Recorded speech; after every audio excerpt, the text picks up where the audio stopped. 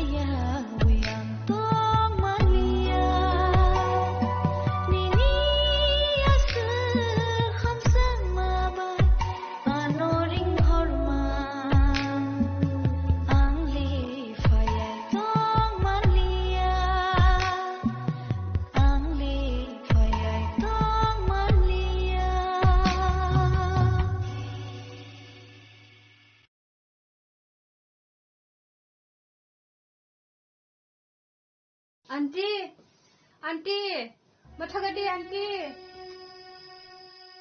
Among papa, ani langma belai no jungjalo kalaija salbru no tekdomani tongu. Awan aunty nang kaitar tongo hindi jeng suri lene.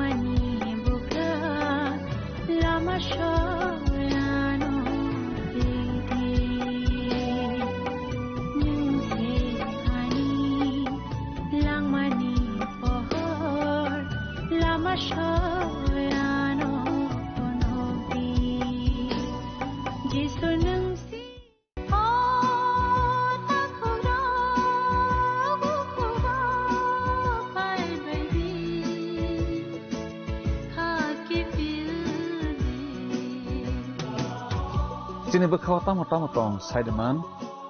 Jolima, Naislema, Naiman Yangma, Kamerema, Bukharna Musuma,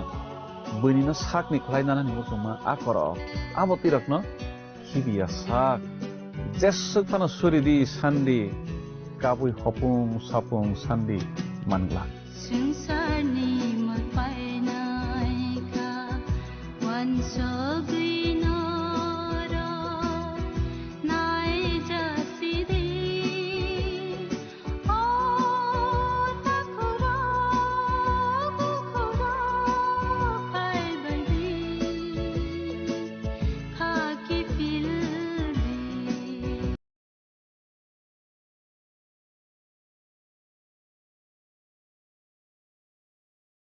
Hamzakma kebang, khairakma kepleng,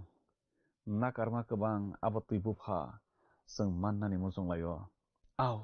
nono taknai kaitor, bono hamzakma kebang, khairakma kepleng, tei nakarma kebang.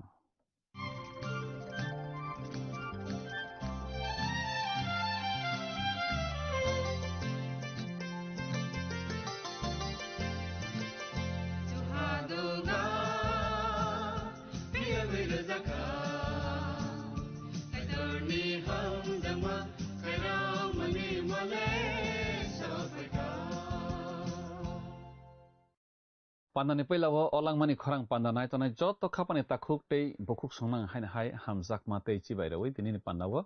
lamsok japhiyo norokno joto nang hambai maruwo kaitoni kokthairokno o pandani bising tei nai hui sreng mani bagui omo haikeno salbrum kaitoni kokthairokno khnarakdi srengrakdi hake nungno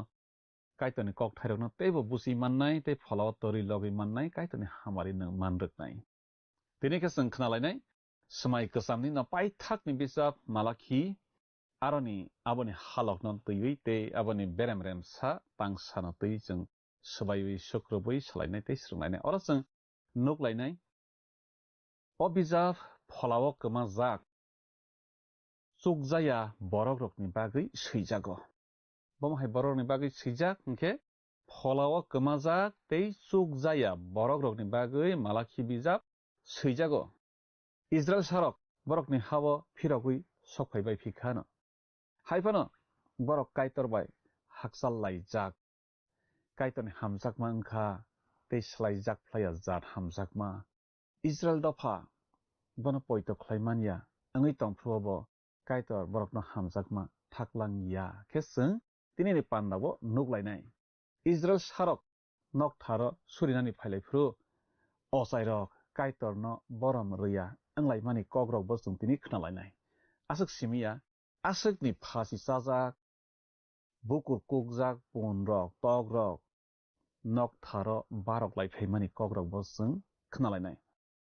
kaitor nukhung khawi tongnai borokrokni tongmungrokno chajakya wngmani kokthairok bo chung tini khnalainai chung khnalainai Malachi bo subrai phainani swkango lahar snam soknani eba lahar snamnani bagi khoroksa phaibano hnoi sasokmani kogrok bo chung tini khnalainai abo sabani kok hingke baptisma ronai John ni kokno Malachi sasokmani abono chung khnalainai phaidi resapung tangsa sekang khnai bekhano sekang tiar khlailegona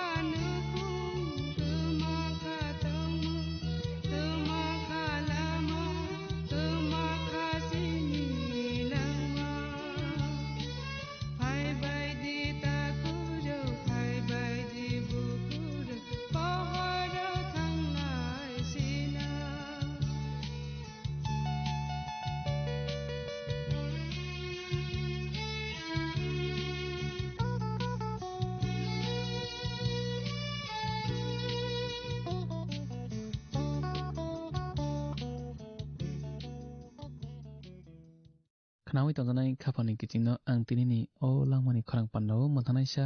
subra Jisu Kristo ni mangkathar bai khapang ya pari lamsok japio kiching tinini pandao kichang khnalaibana tei srang laibana samai kasamni paithak ni bijap malakhi bijap no teiwi abo bopro sba tamni bagui sikha jeng tini rogui cheri salainai sranglainai khanalainai tei rem sani tangsawo swijak tongmano bojang sukrobui salainai tei sranglainai khanai tongnai khapani kiching samai kasamni rino tiklai rokha o bijap samai kasamni rino tiklai rokha bon paithak ni diari sba humale a masia phainani kokno sanaisa malakhi masia phaina ni kok sajakma bangkugui phaikha malakhi ni jora oke ulo a kok paithak ni bagui saklainai wngkha malakhi sinaisa malakhi no tei jeng tabok khanlainai malakhi homani wngkha ani kok sanaisa homani sana tangkhe bo kok sanaisa na sabani kok sanaisa homale subrai kaitoni kok sanaisa sepsa jin abono suari hanai sao suari rok bu kok tubui sanaisa na sadaiklaibo kisi sa mothani bokhorok rok le malakhi no pholawo suari hanai na hanlai bayo a suari no o bijap no swibo sba male malakhi ayang hamya salainai rok kheba salaibayo o bijap ni mangse kwrui hanai omo bumungya a kok tubui swinaisa sanaisa mung abo bumungya hanai a hamya naitogui salainai rok salaibayo tamokhe mungthai ni mungse hanai borok salaibayo khanawi tongnai khapani kiching malakhi no teiwi jeng asuk kwbang saiman laiya tamni hinba malakhi no teiwi swijak kwbang kwrui abo ni kokbu kok mungbu kok yarungbu tongo bongkha kok tubui sanaisa khanawi tongnai khapani kiching nangmui tanarokdi malakhi wngkha kaitoni kok tubui saphainaisa asukse bo biangni sabani bwsa akrok swijak kwrui kaitoni kok sanai ni oro kok tongo sana tangkhe jeng kok tubui sanaisa no sinina nangya khnai tongnai khapani kiching kok tun tunnai rok kok tun tunphaikhe jeng a kok tun tunphainai ni mungrok kamirok sungui nalaiya ang saimano nung bo haino sungyana hnai nung hamjakmani nini phani kok tun nini mani kok tun nini thani phaikha wngkhe a tun phainani mung nung sungyana hnai saimaniyai no yobo yogo nangkukmani kokkhe haise kiching malakhi wngkha kok tubui saphainaisa bo kaitoni kok saphainaisa bono teiwi asuk jeng silaiya phano saiman laiya phano mangsa wngya bono teiwi jeng kisi sanung saiman laibo soi abo hai jeng kothoma kaham bijap mark o subra Jisu Kristoni achai song eba yaphang ni bosong swijak khe jeng nugo kaitoni phola abono swiroya wngmani khnai tongnai khapani kiching kaitoni kok sanai rok borok omo hai kheno malakhi hai eba mark bijap hai wngthai sakno kotor khlaiyawi subrai Jisu Kristono kotor khlaina nangnai baksa baksa borok tongo kiching sakno kotor khlaiwi subrai Jisu Kristono hwinai tongo baksa tamokhe cheng mark bijap bai malakhi bijap no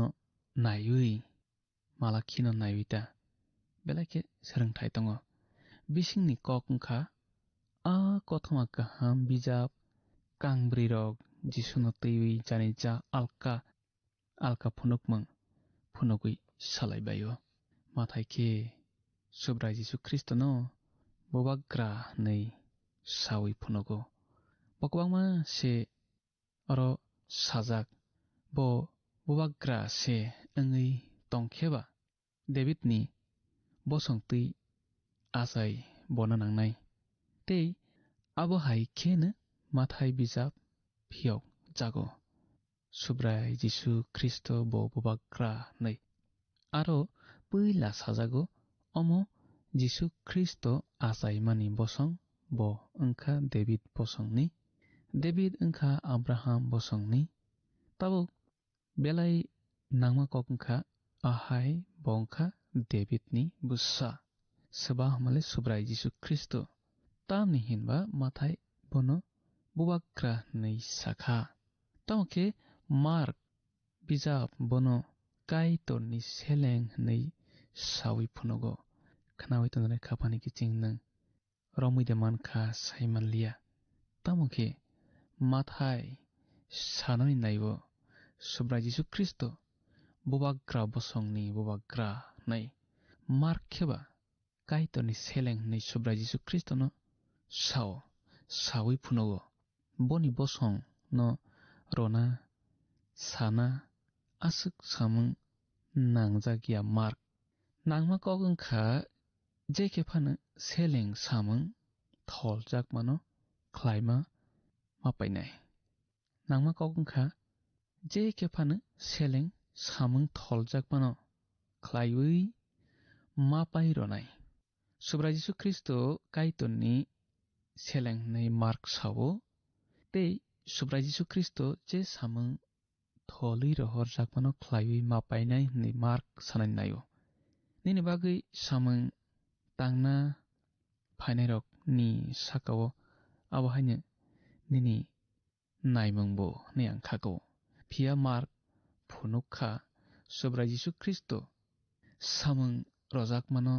ख्लाइ पाइरै फुबो फुनुखा नै सबसा माले मार्क सय आबहायनो अमंखा कक तुबु नाइया मालाखिनि कक दियारिवो नांकुकमानि ओंखा काइटनि कक साफाय नाइसाया काइटनि कक से खनाय दलनाय खाफानि गेजि मालाखि बिजाबनि नांकुकमा कक ओंखा काइटनि कक से कक साफाय नाइसाया मालाखिया तबके जों खोनालायनाय मालाखि बो अबनि बिजाबनो बफ्र सैखा आबना तिमि मालाखिनि सैमानि जरानो तिबि पद्रे पद वान सुकमं तंग बररकनि थानि आं सैजाकमा जरा रना नाइमाखे ख्रिस्ट आजायना बिसि राथा चुकुतिसनि सकांगो नै आंखे सानामुसुगो आबो किसा केसे केलेर कुक तबो नांमा कक खे हाइसे नेहेमिया हागाय जाकारिया जेरुबाबेल बाय जसुआ नि जरावो दियारिनि सामुं ख्लाइ तै ओ मालाखिबो दियारिनि सामुंनो ख्लाइबो समाय गोजामनि लाइबुमा बिजाबनो नेहेमिया बिजाब खलब तै ओ मालाखिबो कक दियारि बिजाबनो खलबनाय बिजाबनो नेहेमिया तां अक्रा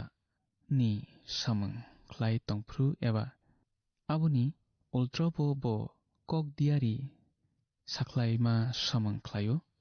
कक नो दै जों तब खोनालायनाय जों खोनालायखा मालाखि ओंखा कक तुबुइ साख्लाइ फाइनायसा नै सबानि कक हमाले सुब्राय काइटनि कक तुमानो तैवि हमाले सुब्राय जिसु ख्रिस्ट तेवाइसा फाइफिनाय ते बपुइला नि फाइफिमं आबनो तैवि तमके नांमानि कक खे हाइसे ओ काइटनि कक नो सेबो तुबुइ साफाइनाय बो बाइथां न साकनो कक तुबुइ साफाइनायसा नै वाइथाम साखा सबा हमाले मालाखि तैबो गुबुन कक तुबुइ साफाइनाय रकनो तैवि थाइथाम कक सामातंगो मालाखि बिजाब रेमनैनि तांसनिबो सुब्रायनि कक सानायसा नै लेबिनो होनो तामनि हिनबा असाइरकनि बुखुक इलेम गोनां ओंना नांनाय फिया बरकनि बुखुगो केरंनि कक टंना नांनाय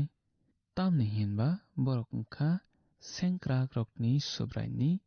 कक सानाय रक निचों अर मालाखि बिजाब रेमनैनि तांसनिबो सैजाक स्राय स्रायखौ नुलाय किजिं अकक थाय साना नायो बेबा कक तुबुई सानाय रक बेबा काइटननि ओंगै बासानाय रक तै बेबा काइटननि कक सानाय रक ओंखा सुब्रायनि सुब्रायनि ओंगै कक तुबुई सानाय रक बरक फुनुक जाकमानि बिजाबो मथा कायसिनि निबागै कक साजाकमाओ जों नुगो फुनुक जाकमानि बिजाब रेमनैनि तांसाव जों सैजाक नुगो इपिस मथानि सुवारिनो हायनै सिहरदि अमसय सुवारिनि कक या मथानि तैदुलनाय सानि कक से अर साजागो सुवारि नै खनावै दंजनाय खाबानि किजिं तमुनो नों काइटनि बागै सामोंख्लायनाय ओंगै दंखा हंखे एबा मथानि नायकलनाय नि सामों नों ताङै दंखा हंखे काइटर ननो बहायनो सुवारिनो होननाय खनावै दंजनाय खाबानि किजिं तमुनो नों सुवारि नै काइटर बाय हजाकनानि मुजुंखा हंखे सुब्राय जिसु ख्रिस्टनि सामों तांदि मालाखि बाप्तिस्मा रनाय जहन्नो आनि कक सानायसा नै होनो मालाखि बिजाब रेम थामनि तांसाव जों सैजाक स्राय स्रायखौ नुलायवार जों सैजाक नुगो खोनादि आं आनि कक सानायसानो हरनाय हाखेबो आनि सिगां लामा स्नामनाय निचों अर स्राय स्रायखे सैजाक नुलायो किजिं बाप्तिस्मा रनाय जहन ओंखा स्माय कतालनि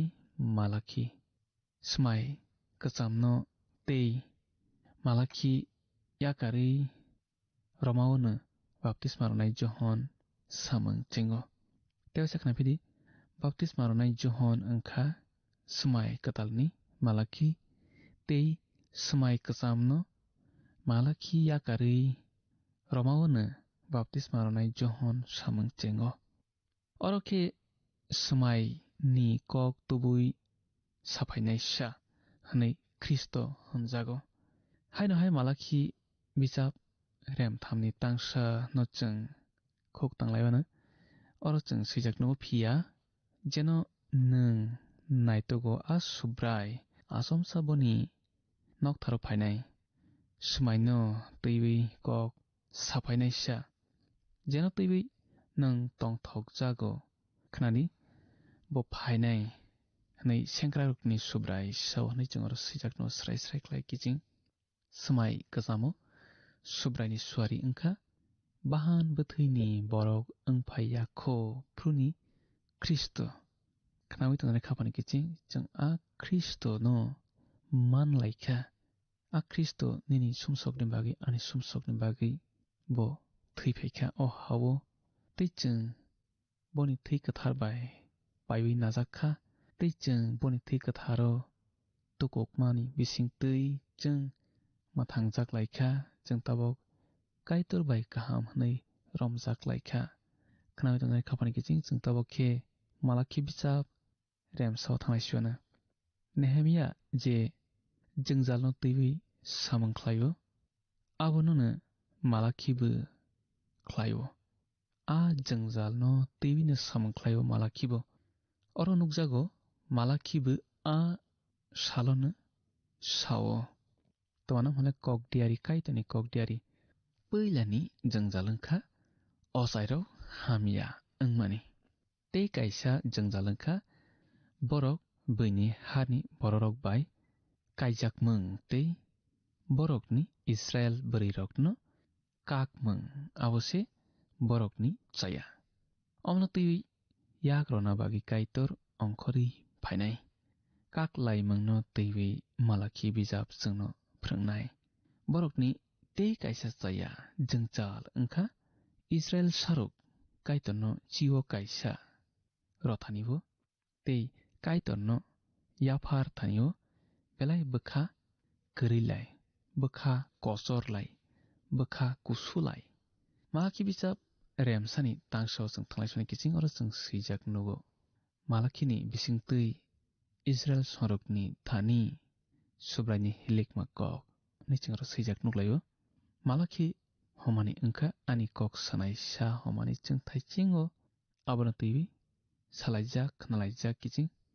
Israel sarokni thani paithak ni bagi kaitoni kok bonu toboi sapayo seba homale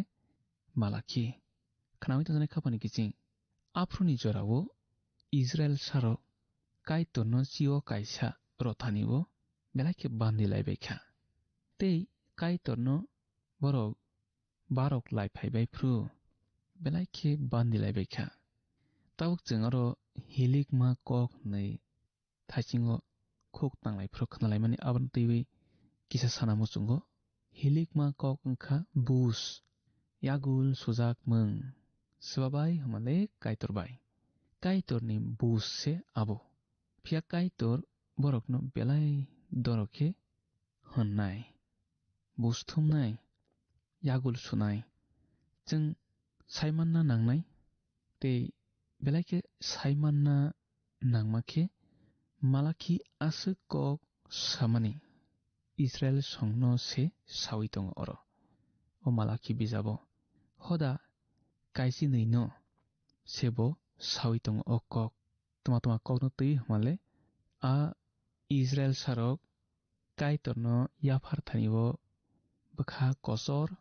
tei borok tongmung samung hamlaiya gja abono tui malaki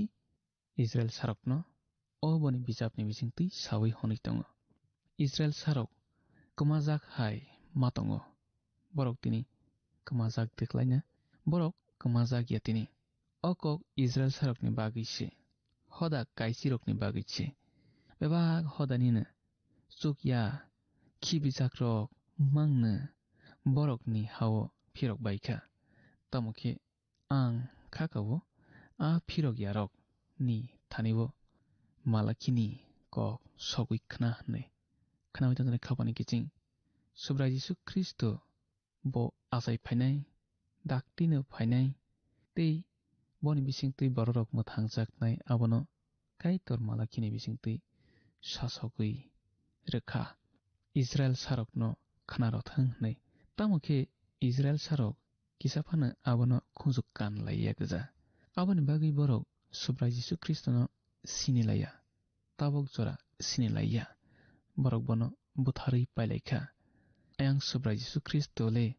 thangui basai tabok jukhao tei buini borok subra Jisu Kristono poito khlaimani bisingtui tini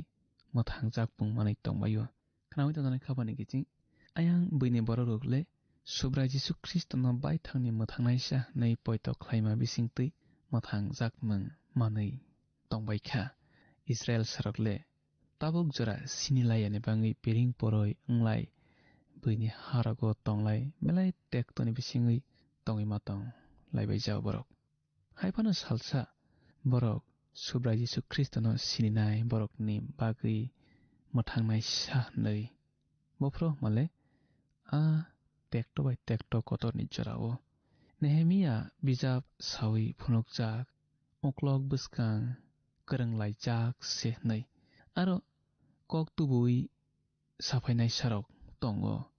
hingnai rok tongo borok chopjagui tongma thai bai Israel no thanglai soknai tongbayo tamokhe hoda kaisi rokni aro o kok sogui mano जों nalinai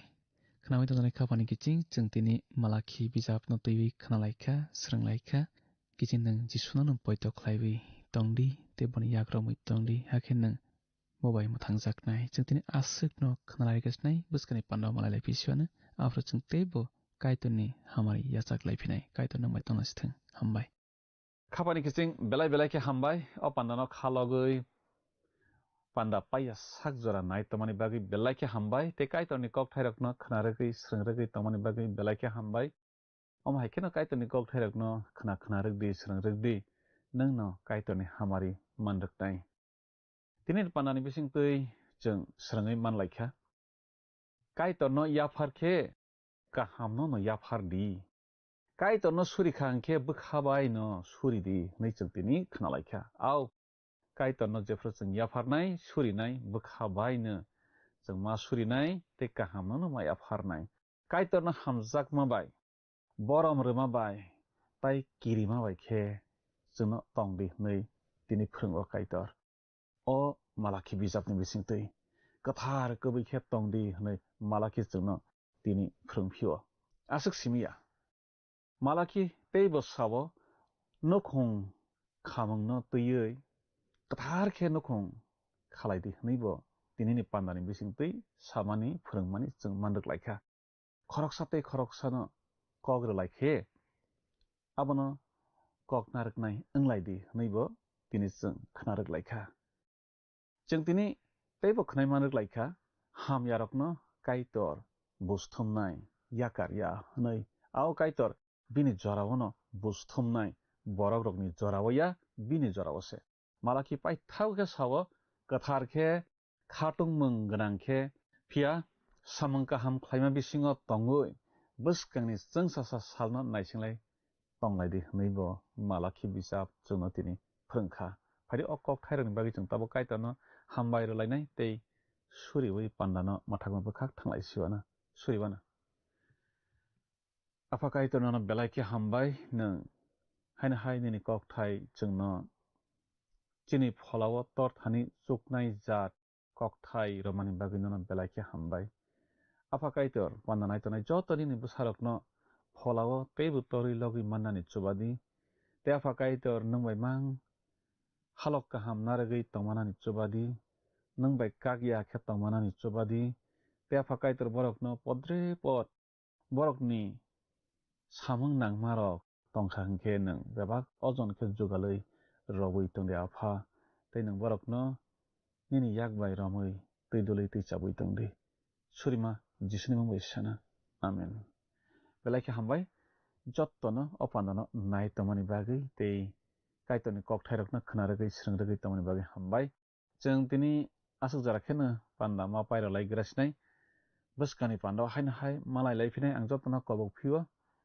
Tini asuk nungsithung kaitorno no nini nogo jottono hamari bai khobui tonglangsithung hambai. Haidi thangnai panda Sakaria diari bijapni sungmarini saklaimung khnalaigrana thangnai pandani sungmarini saklaimung wngkha Jerusalemni. Khapangni kiching phaidi tinini sungmario hablaiwano tinini sungmari khe Malaki remsani tangsao subrayung bodo phano koksa Judani borok rokno B Israel do phano C Moab do phano D Edom do phano. Khapangni kiching o sungmarini saklaimung khnaphungni damsnini bisingo no jungno A B C D bomo ongnai sahorbai jadi chini number WhatsApp iba SMS khlaiye 8414859961 sahorpurno rokni mung nikumabo si rohor ke belai no hamnai nung o pandano chajakna hane kha khlaio jungno miss call khlaidi akhe nung bo apply angai manwana.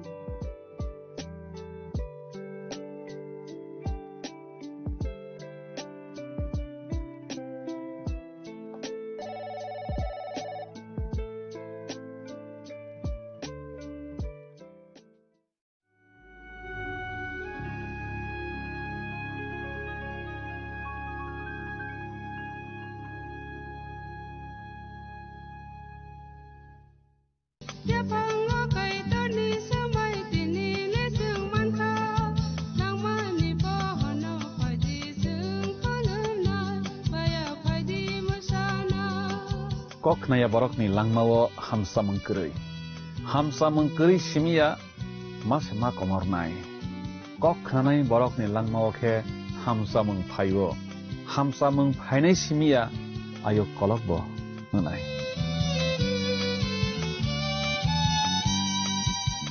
Suhawo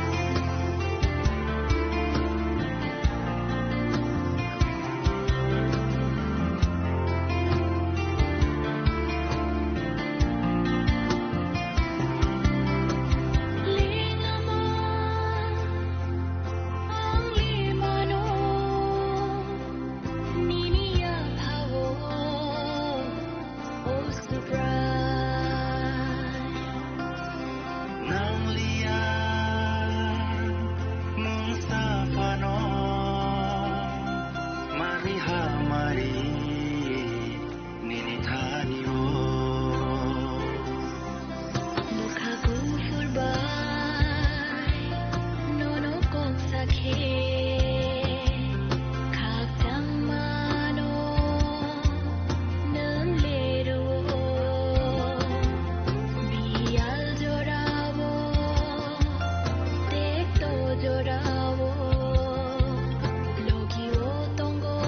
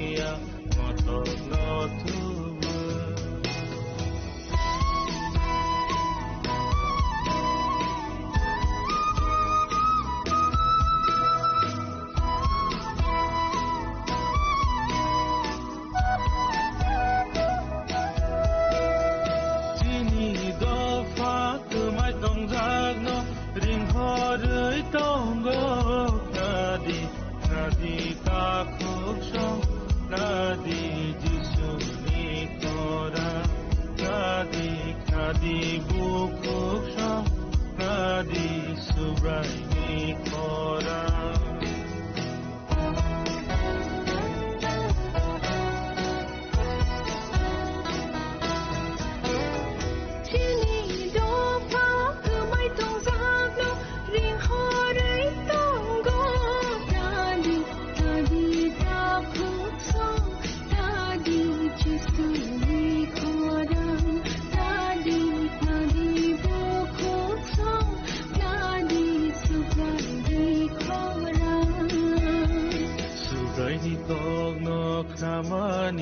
se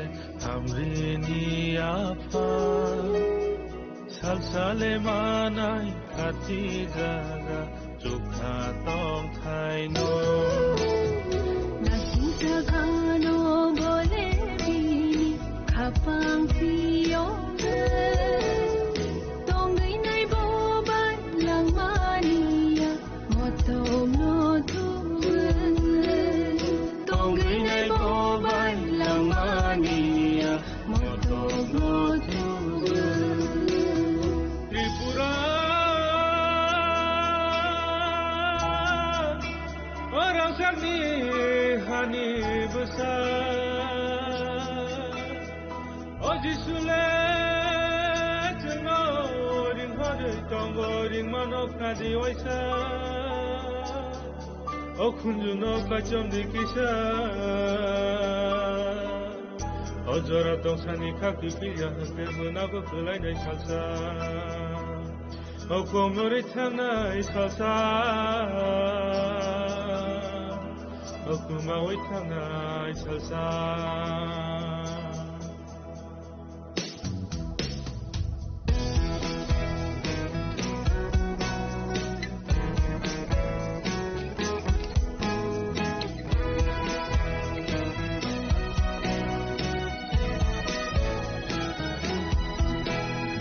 Tripura hani, Tripuri dofa, Jambori khadiva. Horam shahori, rimhoro jisu, kunju kai tongiva. Ai chugorani, saljung sai paika, thumasi sadiva. Hai di bayasha, hai di chalaisa, habawa thangai nani.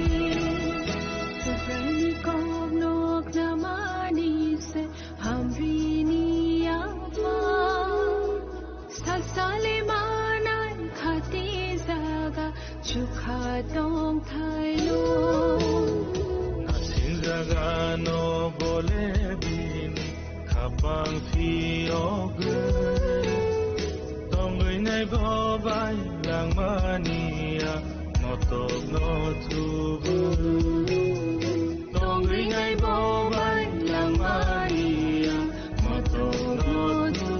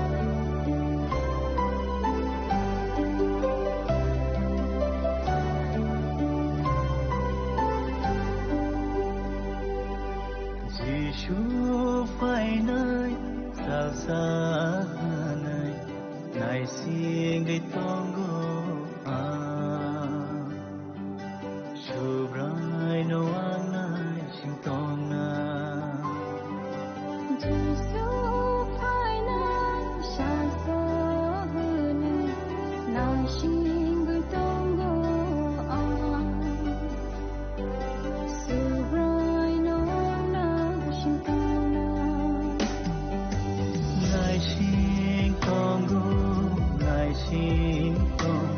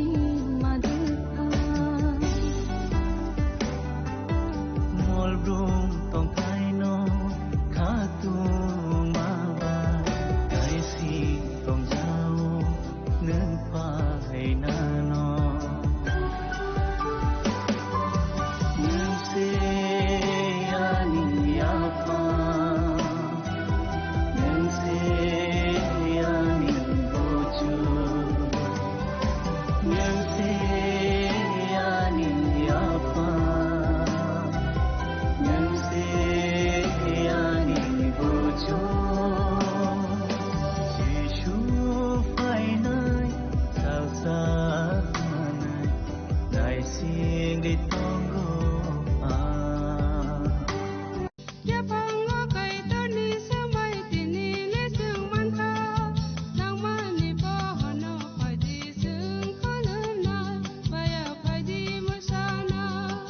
kok naya borok ni langmawo hamsa mengkeri simia mas ma komor nai